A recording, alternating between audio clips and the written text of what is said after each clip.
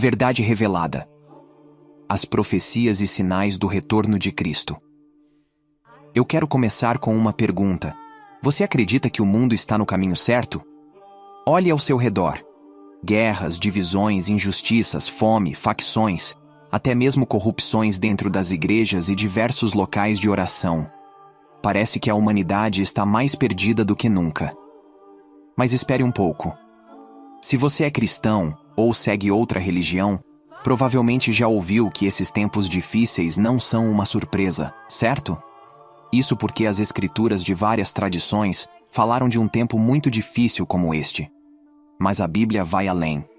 Ela prometeu que, quando tudo parecesse perdido, algo extraordinário aconteceria. Uma nova luz surgiria. Um guia espiritual apareceria para nos conduzir a um novo tempo. Jesus chamou isso de sua segunda vinda. E hoje, eu quero explorar com você. O que exatamente essa promessa significa? Eu sei o que você está pensando. Ah, mais uma teoria sobre o fim do mundo. Não, não é isso. Vamos olhar com calma para as profecias bíblicas, para os sinais, e analisar tudo com a mente aberta, deixar as superstições de lado, e pôr as escrituras sagradas em prova, e saber concretamente se o que está escrito lá, se é verdade ou não. Quem sabe você não descobre algo que nunca imaginou antes. Então, bora lá. O contexto das profecias. Primeiro, precisamos entender o básico. Preste bem a atenção. A promessa da segunda vinda de Cristo não é uma ideia solta. Ela está enraizada em toda a Bíblia, desde o Antigo Testamento até o Novo Testamento. Como assim? Eu te respondo. No Antigo Testamento, Isaías já falava de uma época em que a glória do Senhor se manifestará, e toda a humanidade a verá. Isaías 45. Ele também descreve o surgimento de um novo reino, onde as nações transformarão suas espadas em arados, e viverão em paz. Isaías 2:4. Já pega sua Bíblia e acompanhe o vídeo verificando se estou dizendo a verdade ou não. Agora, no Novo Testamento, Jesus confirmou essa promessa várias vezes. Ele falou, por exemplo, que voltaria, mas que seria como um ladrão na noite. 1 Tessalonicenses 5:2. Ou seja, não seria algo óbvio, como muitos imaginam. E tem mais. No Apocalipse, ele diz que viria com um novo nome, algo que poucas pessoas realmente consideram. Apocalipse 3:12. Aí vem a pergunta: se Jesus prometeu voltar, por que tantas pessoas ainda esperam uma coisa tão literal, como ele descendo do céu nas nuvens, com luzes piscando e trombetas tocando? Será que estamos interpretando essas profecias de maneira errada? Vamos dar uma olhada mais de perto. As nuvens do céu. Vamos começar por uma das imagens mais famosas, as nuvens do céu. Em Mateus 24:30, Jesus diz: "E verão o Filho do Homem vindo sobre as nuvens do céu, com poder e grande glória." Agora, me diga, você acha mesmo que ele está falando de nuvens literais? Vamos lembrar que a Bíblia é cheia de metáforas. As nuvens podem simbolizar algo que cobre, que obscurece, algo que dificulta a visão. Pense comigo, as nuvens podem representar barreiras espirituais, como preconceitos, expectativas erradas ou interpretações literais. Não seria mais lógico? Afinal, se fosse tão óbvio assim, ninguém poderia ignorar. Mas Jesus disse claramente que muitos não reconheceriam o retorno. O novo nome. Agora vamos para Apocalipse 3:12, onde Jesus diz: "Escreverei sobre ele o nome do meu Deus, e o nome da cidade do meu Deus, e também o meu novo nome." Novo nome? Então isso significa que ele não usaria o nome Jesus na segunda vinda. Isso não é o que eu estou dizendo, é o que a Bíblia está dizendo.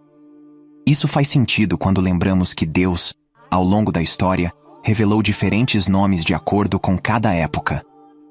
No Antigo Testamento, ele era chamado de Javé. Depois, Jesus trouxe um novo entendimento de Deus como Pai. Será que o retorno de Cristo não traria também uma nova revelação com um novo título? Pense nisso. O tempo, 2 tempos e meio tempo. Agora vamos falar de uma profecia mais complexa, mas que tem tudo a ver com o retorno de Cristo. No livro de Daniel, capítulo 12, ele menciona um período de tempo, 2 tempos e metade de um tempo. Para simplificar, isso é simbólico. Um tempo, na linguagem profética, geralmente representa 1 ano.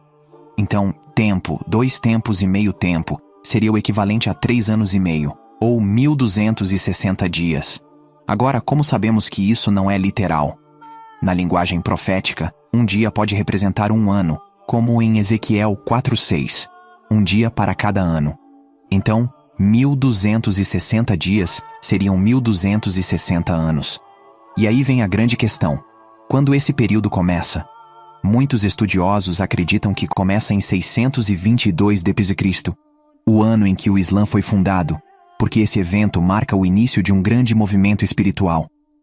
E se somarmos 1260 anos a 622 d.C., chegamos a 1844. Agora, por que 1844 é tão significativo? Eu quero que você guarde bem essa data na cabeça, porque daqui a pouco vamos voltar nela. O Monte do Senhor. Outro ponto importante. Isaías 2:2 diz que nos últimos dias, o monte da casa do Senhor será estabelecido no alto dos montes, e será exaltado acima dos outeiros, e para ele correrão todas as nações. Ok? O que isso significa? Mais uma vez, estamos falando de símbolos.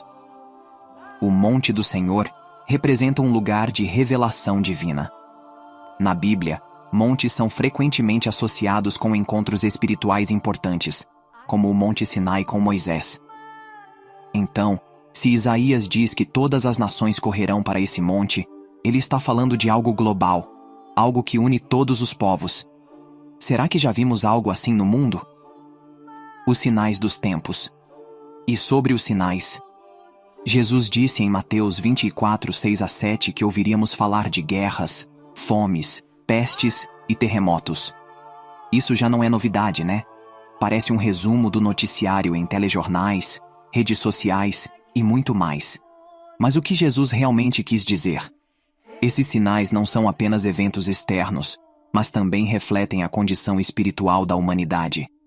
O aumento de conflitos, desigualdades e crises mostra que o mundo está clamando por uma nova orientação.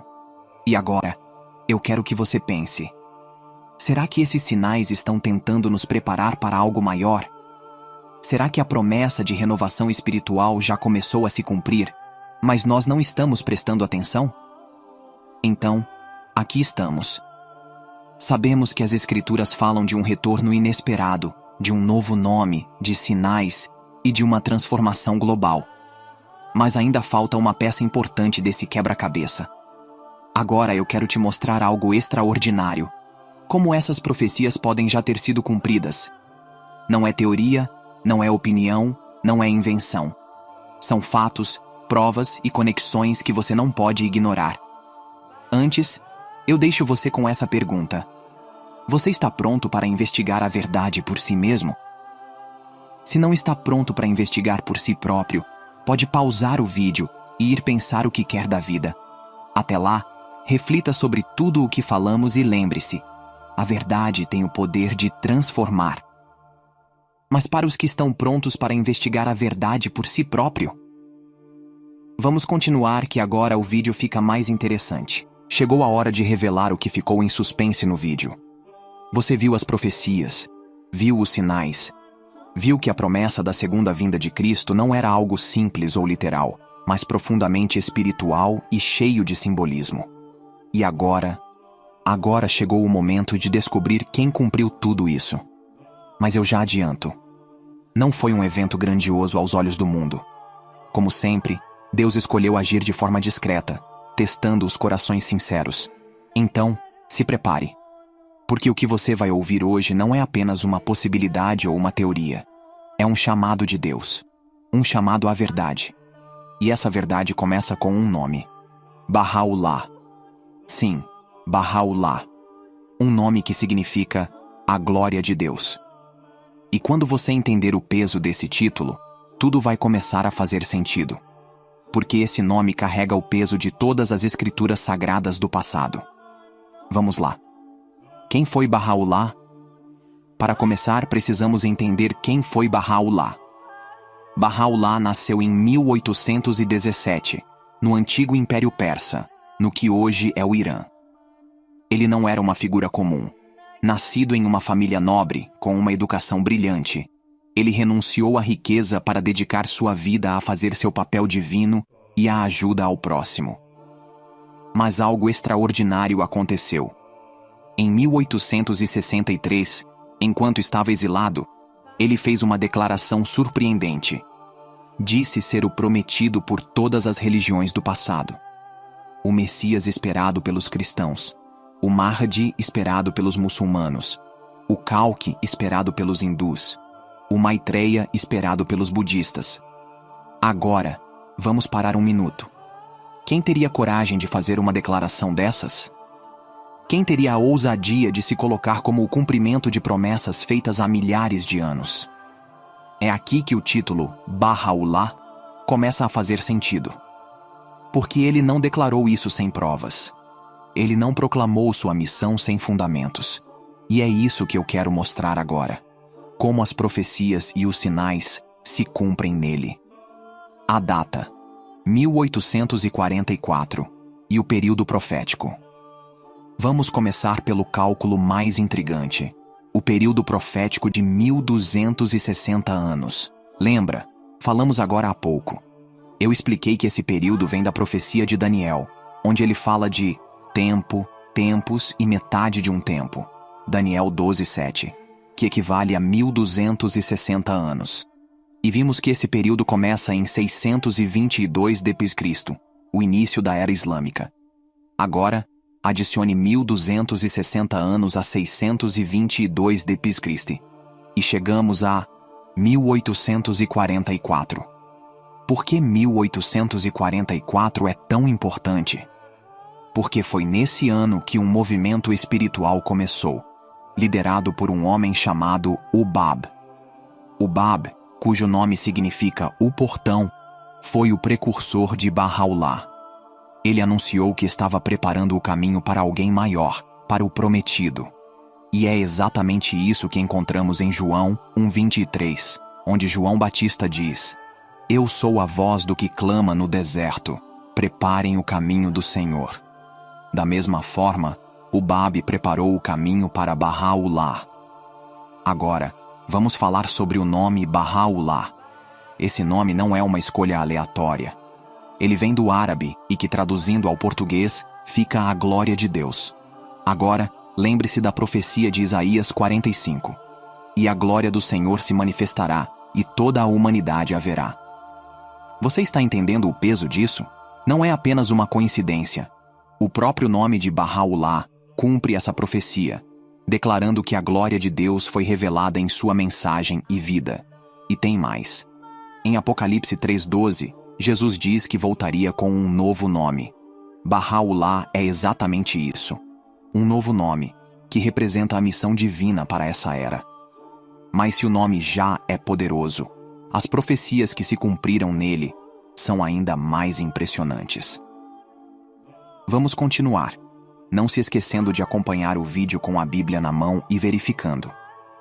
Agora vamos para Isaías 2:2-3, onde ele diz: Nos últimos dias, o monte da casa do Senhor será estabelecido no alto dos montes, e para ele correrão todas as nações. Aqui, monte simboliza um lugar de revelação divina. Você sabia que Bahá'u'lláh foi exilado para a Terra Santa, mais precisamente para a região do Monte Carmelo em Israel? No Monte Carmelo, Bahá'u'lláh revelou um dos seus escritos mais importantes, o Kitab-i-Aqdas, que é considerado a carta magna para a humanidade. Coincidência? Não. É o cumprimento exato da profecia. Agora pense comigo. O retorno de Cristo não é só sobre milagres ou palavras bonitas. É sobre transformação real. Isaías 2:4 diz que eles transformarão suas espadas em arados e suas lanças em foices. Isso significa um tempo de paz global, onde a humanidade deixará os conflitos de lado. Bahá'u'lláh trouxe ensinamentos exatamente sobre isso. Ele falou da unidade da humanidade, da necessidade de um governo global justo, do fim de preconceitos religiosos, raciais e sociais. E o que estamos vendo hoje? as nações lentamente caminhando nessa direção, ainda que com dificuldades, mas indo nessa direção, como por exemplo, as raças se unindo, bracos, negros, asiático, indígenas, etc., estão formando famílias mesmo sendo de origens diferentes. E tem muito mais.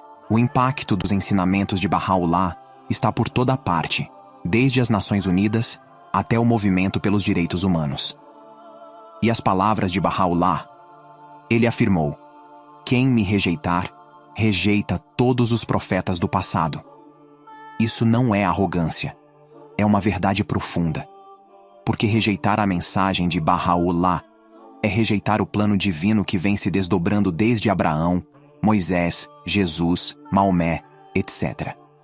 Bahá'u'lláh também disse: minha missão é unir os corações, para que a humanidade veja a si mesma como uma só família. Isso não é exatamente o que Jesus ensinou? Amar ao próximo, viver em unidade? O retorno de Cristo não é repetir as mesmas palavras, mas levá-las a um novo nível de compreensão, para uma nova era. Agora você tem tudo diante de você: os cálculos, as profecias, o nome, o lugar, os ensinamentos. Tudo aponta para Bahá'u'lláh como o cumprimento das promessas feitas por Jesus e pelos profetas. Mas agora vem a parte difícil. O que você vai fazer com essa verdade? Vai investigar mais a fundo ou vai rejeitar sem pensar? Lembre-se de Mateus 7,7. Buscai e encontrareis.